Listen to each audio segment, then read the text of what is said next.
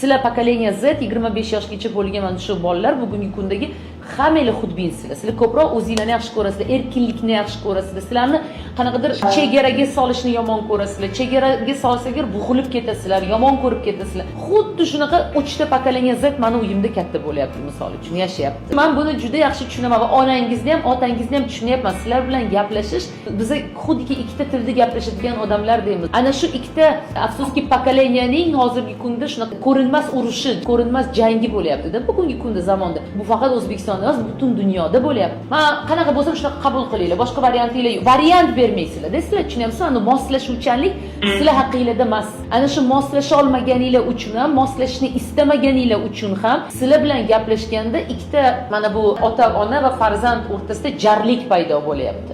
Lekin mana shu yerda sizlar ham qadam qo'yib, hozirdan hayotingizda balansni ushlashni o'rganmasangiz, o'zimni sevamandan tashqari, хорошо, zo'r, buni men qilyapmanmi o'zimga? Ha.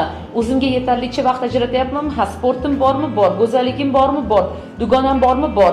O'qishim bormi? Bor. Okey, ota-onamchi, uychi degan narsani ham qo'shishni boshlasangiz, hayot formatingizga, o'shanda hech qanaqa sizga nisbatan pretenziya, da'volar bo'lmaydi.